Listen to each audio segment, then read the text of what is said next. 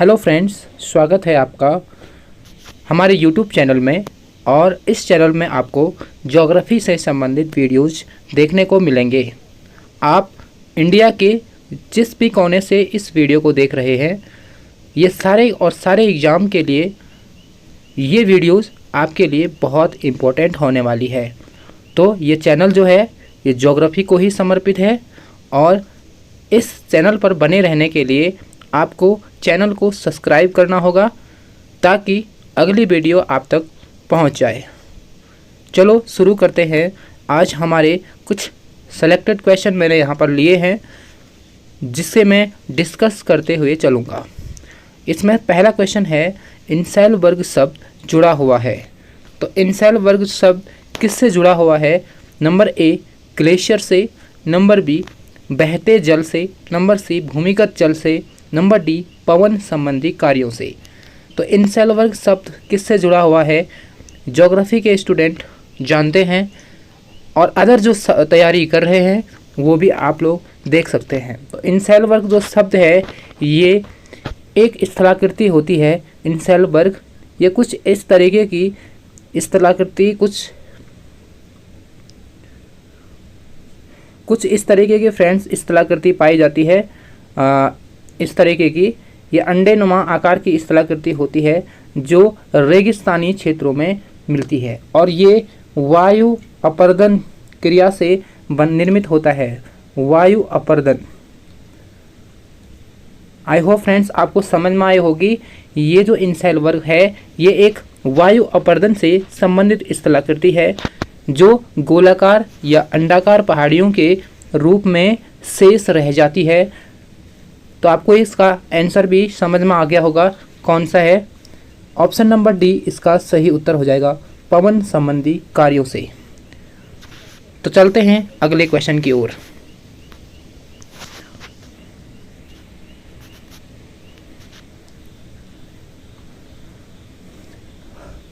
Question number 2 है, dry counter संबंधित है। ड्राई काउंटर फ्रेंड्स किससे संबंधित है?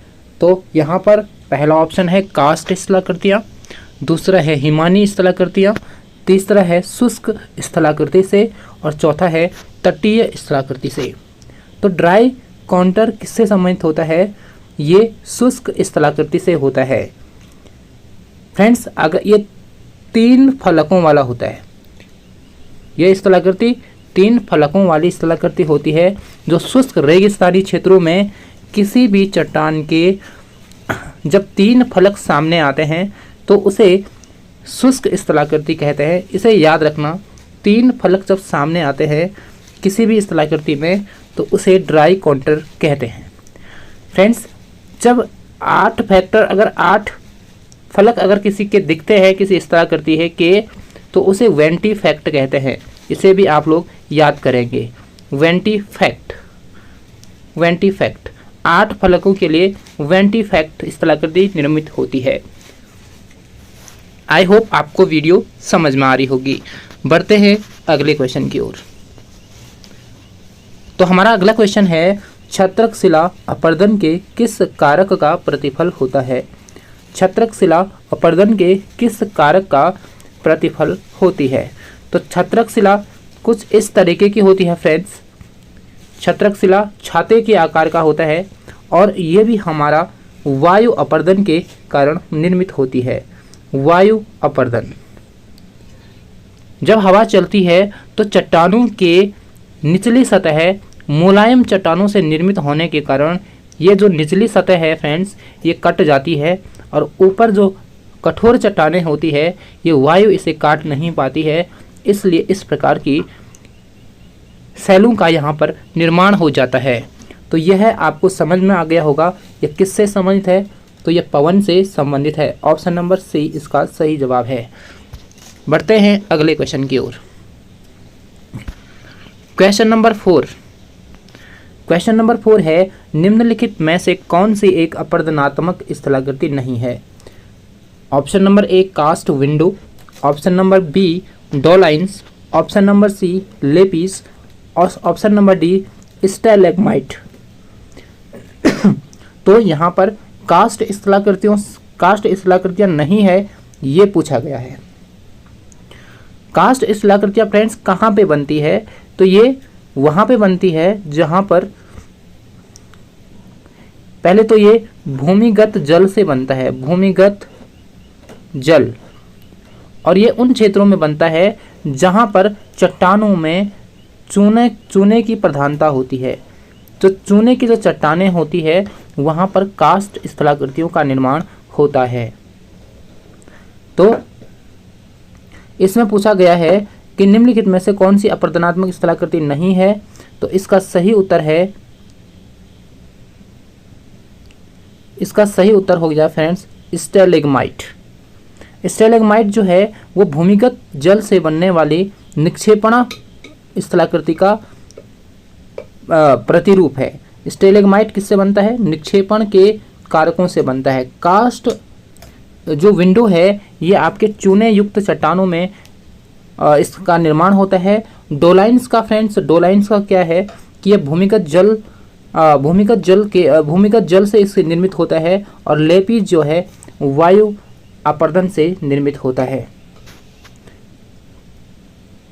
बढ़ते हैं अगले क्वेश्चन की ओर।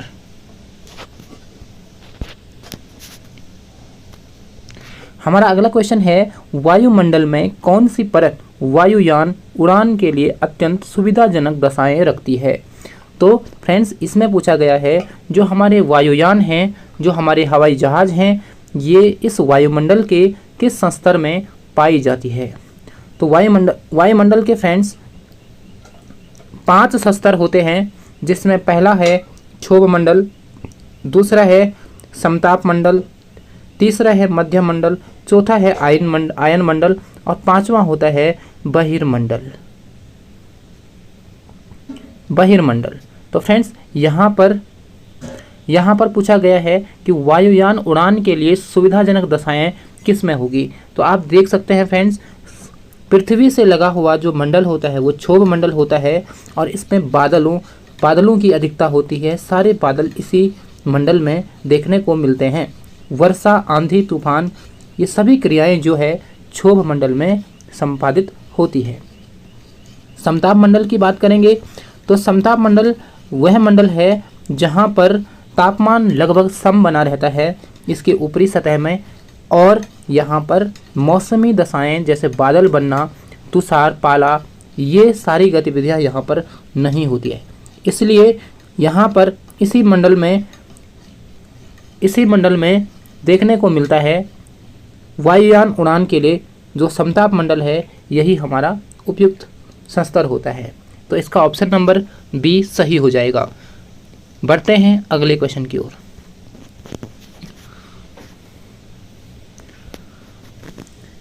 तो फ्रेंड्स वीडियो अच्छे लगे तो आप वीडियो को सब्सक्राइब कर सकते हैं, लाइक कर सकते हैं और शेयर कर सकते हैं।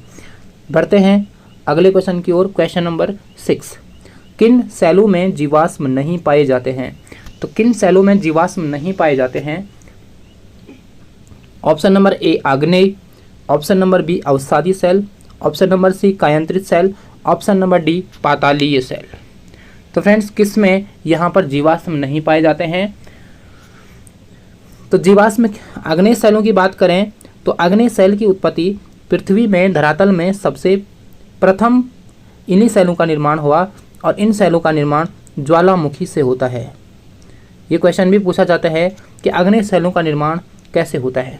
तो आग्नेय सेलों का निर्माण ज्वालामुखी क्रिया से होता है, और इनको प्राथमिक सेल भी कहते हैं। ये बहुत कठोर सेलें होती है, और यही सेलें जो है जहाँ पर जीवाश्म नहीं पाए जाते हैं, क्योंकि इन सेलों के ये सेलें जो होती है वो रंध्र विहीन होती है, इनमें रंध्र नहीं पाए जाते हैं, इनमें छिद्र नहीं पाए जाते हैं, जिस कारण से ये इसमें कोई जीवाश्म भी नहीं पाए जाते हैं।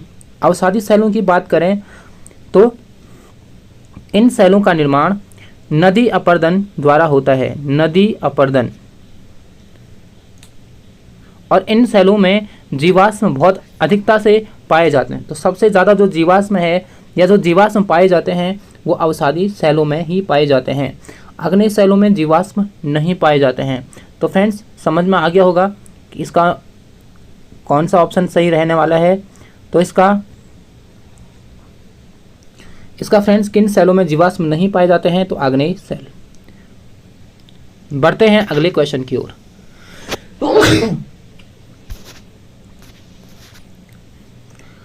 अगला क्वेश्चन है ऑरोरा बोरियालिस होता है।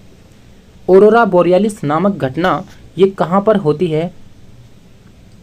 तो फ्रेंड्स ये बहिर्मंडल में, आयन मंडल में, समताप मंडल में या फिर ओजोन मंडल में। तो ऑरोरा बोरियालिस नामक घटना कहां पर होती है? तो फ्रेंड्स सूर्य की सतह से कुछ किरणें जो है लगातार पृथ्वी की ओर, कुछ प्रकाश की मात्रा पृथ्वी की ओर लगातार चलती रहती है सूर्य से। तो वहां पर उस प्रकाश को ऑरोरा नाम दिया गया है। उस प्रकाश को फ्रेंड्स क्या कहते हैं? ऑरोरा कहते हैं। अगर उत्तर ध्रुवीय प्रकाश है फ्रेंड्स, अगर उत्तर ध्रुवीय प्रकाश है, उत्तर ध्रुव में ऑरोरा बोरियालिस होता है, और दक्षिण ध्रुवीय प्रकाश ऑरोरा ऑस्ट्रेलिस कहते हैं। दक्षिण ध्रुवीय प्रकाश को ऑरोरा ऑस्ट्रेलिस कहते हैं। तो फ्रेंड्स यहाँ पर ऑरोरा बोरियालिस जो है वो किस मंडल में पृथ्वी के चमकती है? तो यही पूछा गया है। तो जो यहाँ पर आयन मंडल है जो है, यहाँ पर ऑरोरा बोरियालिस नामक प्रकाश जो है वो चमकता है। ऑप्शन नंबर बी इसका सही जवाब है। बढ़ते हैं अगले क्वेश्चन की ओर।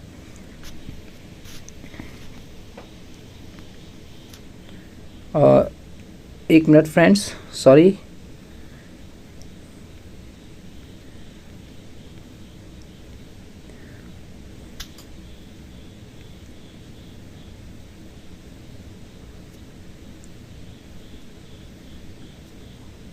हाँ, ऑरोरा बोरियालिस। बढ़ते हैं अगले क्वेश्चन की ओर। तो अगला क्वेश्चन है हमारा, निम्नलिखित में किसका एल्बिडो उच्चतम होता है? तो एल्बिडो किसका उच्चतम होता है? तो एल्बिडो किसको कहते हैं पहले ये जान लेना हमारे लिए आवश्यक है। तो फ्रेंड्स सूर्य से आने वाली जो किरणें होती है वो पृथ्वी पर टकरा के कुछ मात्रा में वापस परावर्तित हो जाती है।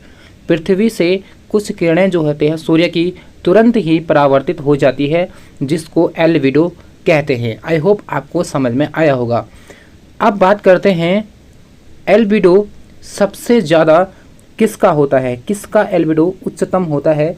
पक्षाभ मेघ का होता है, कपासी वर्षी मेघ का होता है, गलनशील हिम का होता है या फिर बालू का होता है?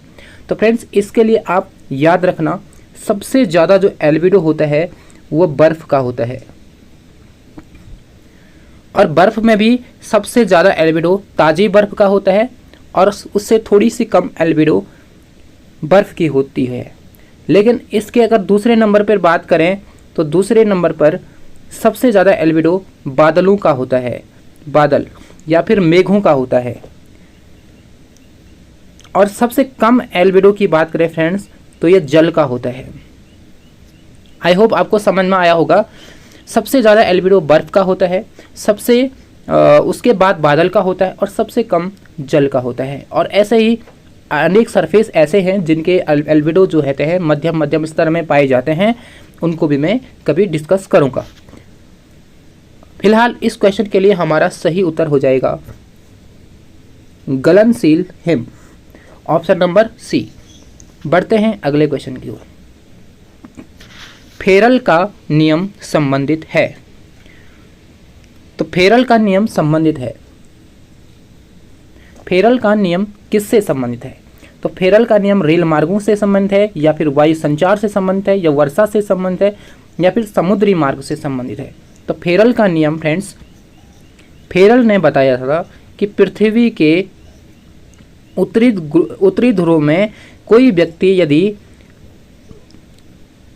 वायु की दिशा में अगर पीठ करके खड़ा हो तो हवाएं उसके दाएं ओर से भूमध्य रेखा की ओर चलती है, और अगर कोई व्यक्ति दक्षिणी गोलार्ध में खड़ा हो तो हवाएं उसके बाईं ओर से भूमध्य रेखा की ओर चलती है। तो कुल मिला के ये जो है वायु संचार से संबंधित है।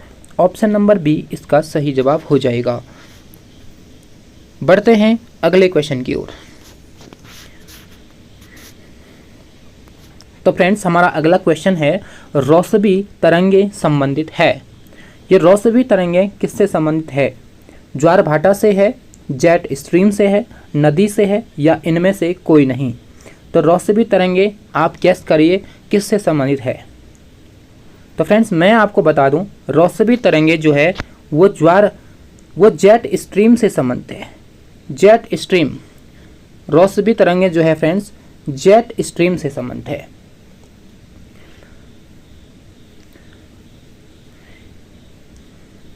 ये जेट स्ट्रीम क्या होता है फ्रेंड्स? जो हमारा जो क्षोभ मंडल है, पृथ्वी का जो क्षोभ मंडल है, क्षोभ मंडल,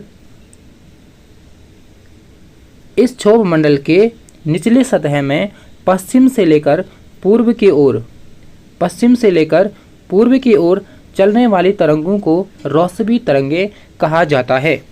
और ये रोसबी तरंगे जो होती है ये इस प्रकार लहरनुमा आकार की होती है। और इनका जो लहरनुमा आकार है ये 4 चरणों में संपादित होता है। इसको भी आप याद रखेंगे। जो ये लहरनुमा आकार है ये इनका 4 चरणों में पूरा होता है। पहले तो ये सीधी चलती है, उसके बाद थोड़ी सी लहरनुमा, फिर थोड़ी सी और लहरनुमा, और बाद में ये अत्यधिक लहरनुमा हो जाती है चौथे चरण में। तो यही है रोसबी तरंगे जो है जेट स्ट्रीम से संबंधित है। बढ़ते हैं अगले क्वेश्चन की ओर।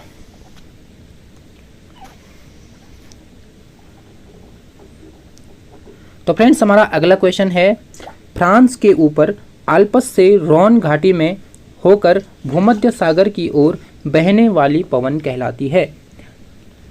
तो फ्रांस के ऊपर आल्प्स से रोन घाटी से होकर भूमध्य सागर की ओर जो पवनें चल रही है उनको कौन सी पवन के नाम से जाना जाता है? तो फ्रेंड्स उनको हम मिस्ट्रल पवन कहते हैं। ऑप्शन नंबर डी इसका सही जवाब हो जाएगा। अगर हर्मटन की बात करें तो ये अफ्रीका में, इसे भी आप याद रखना, अफ्रीका में गिनी तट पर चलती है। गिनी तट, तो अफ्रीका में गिनी तट पर चलती है और इन हवाओं को डॉक्टर हवा कहते हैं। हर्मटन को फ्रेंड्स यहाँ पर हम क्या कहते हैं? डॉक्टर हवाएं इन पवनों को कहा जाता है। आई होप आपको ये समझ में आया होगा। बात करते हैं सिराको की। तो सिराको फ्रेंड्स, सिराको क्या होता है? सिराको इटली की ओर, अफ्रीका से इटली की ओर चलता है और इससे इटली में रक्त की वर्षा के लिए इस पवन को जाना जाता है। रक्त की वर्षा, ये भी आप याद रखना। क्वेश्चन आएगा, इटली में किन पवनों से रक्त की वर्षा होती है? तो सिराको पवनों से। आई होप फ्रेंड्स आपको समझ में आ रहा होगा। इसके बाद हम चलते हैं फोन की ओर। तो फोन क्या है? जो फोन है ये आपका यूरोप में आल्प्स पर्वत श्रेणी, आल्प्स पर्वत पर चलने वाली, आल्प्स पर्वत के ढाल से नीचे उतरती है। फ्रेंड्स ये आल्प्स पर्वत के ढाल से नीचे उतरने वाली पवनें हैं और ये एक गर्म पवनें हैं। चलते हैं अगले क्वेश्चन की ओर।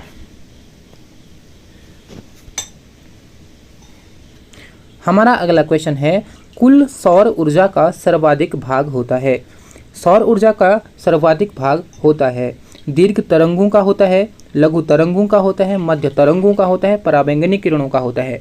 तो फ्रेंड्स सौर मंडल में जो अधिकांश भाग होता है सौर ऊर्जा का, वो किन तरंगों के रूप में होता है?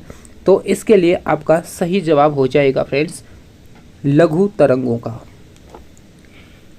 होता क्या है फ्रेंड्स, सूर्य से आने वाली जो भी किरणें होती है वो लघु तरंगों के रूप में पृथ्वी पर आती है। लघु तरंगों के रूप में ये किरणें पृथ्वी पर आती है। तो सूर्य से आने वाली जो किरणें होती है वो लघु तरंगों के रूप में पृथ्वी पर आती है और दीर्घ तरंगों के रूप में पृथ्वी से परावर्तित हो जाती है। तो आई होप आपको समझ में आया होगा। और जो सूर्य से आने वाली जो लघु किरणें होती है वो क्या होती है? इन्हीं को सूर्य तप कहते हैं और इन्हीं से सबसे ज़्यादा एनर्जी पृथ्वी को प्राप्त होती है। यही जो है कुल सौर ऊर्जा का सर्वाधिक भाग होता है लघु तरंगों के रूप में। आई होप आपको समझ में आया होगा। तो बढ़ते हैं अगले क्वेश्चन की ओर।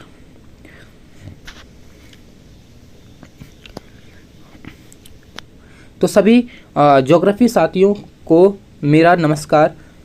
मेरा नाम सुनील आगरी है और मैं ज्योग्राफी से संबंधित वीडियोज़ बनाता हूँ।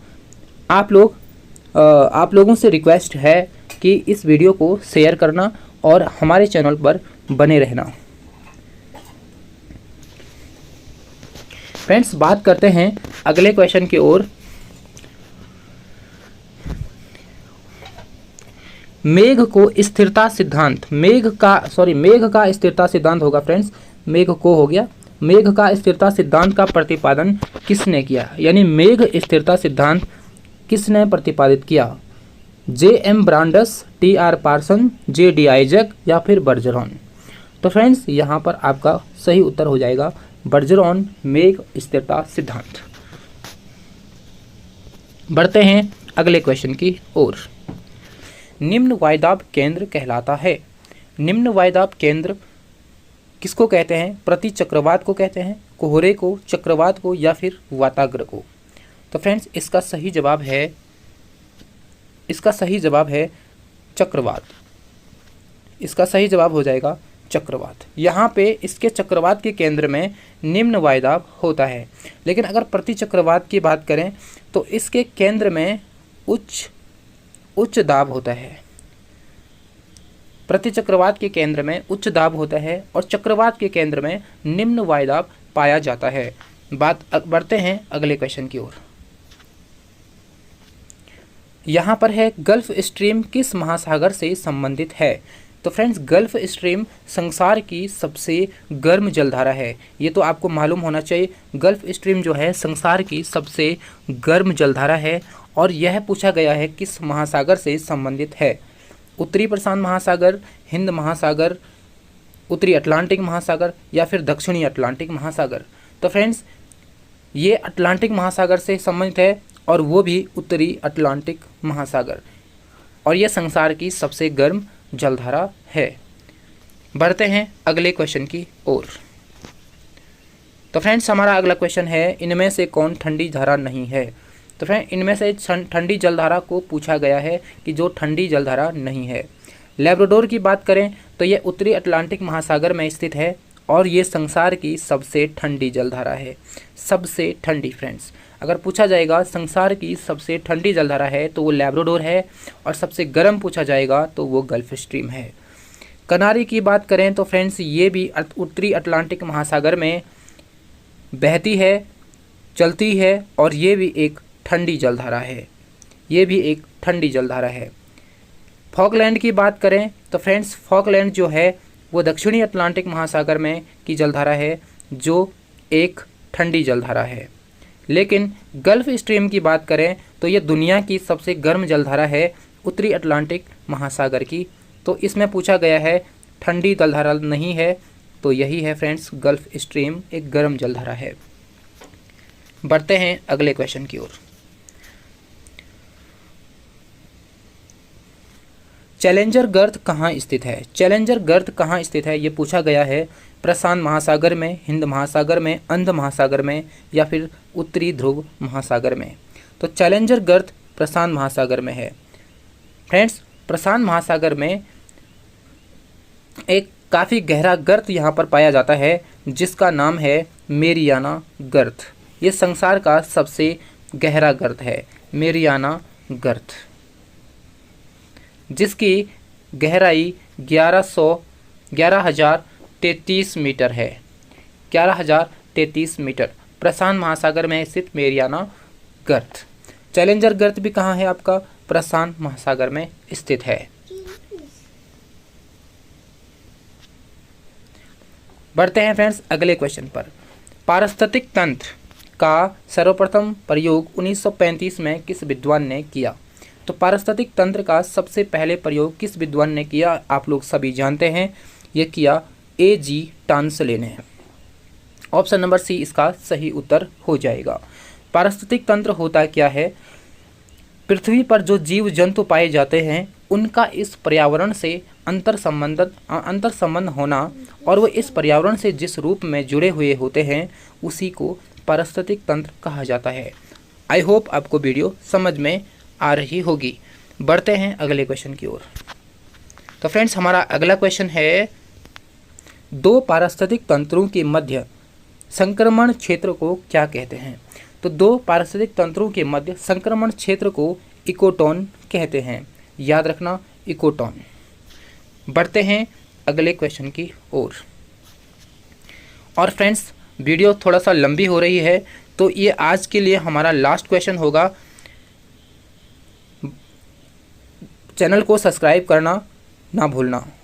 क्वेश्चन नंबर 20, निम्न में से किस में सर्वाधिक जैव विविधता पाई जाती है? तो सबसे ज़्यादा जैव विविधता कहाँ पर पाई जाती है? शीतोष्ण पर्णपाती वनों में, या फिर उष्ण वर्षा वन बायोम में, या फिर शीतोष्ण घास के बायोम में, या फिर सवाना बायोम में? तो सबसे ज़्यादा फ्रेंड्स कहाँ पर यहाँ पर पाया जाता है? उष्ण कटिबंधीय वर्षा वनों में सबसे ज़्यादा जैव विविधता पाई जाती है। जो उष्ण कटिबंधीय वन जो विषुवत रेखा के आसपास सघन वन होते हैं, जहाँ पर अत्यधिक वर्षा होती है और अत्यधिक तापमान होता है, इस पेटी में उष्ण कटिबंधीय वर्षा वन पाए जाते हैं और इन क्षेत्रों में सबसे ज़्यादा जैव विविधता पाई जाती है। आई होप आपको वीडियो समझ में आई होगी। तो एक बार फिर से ज्योग्राफी लवर्स के लिए मेरा नमस्कार, और वे लोग, आप सभी लोगों से निवेदन है कि आप लोग वीडियो को शेयर करेंगे और जुड़े रहेंगे हमारे साथ। मैं इसी तरीके के वीडियो आपको लेके आऊँगा। धन्यवाद।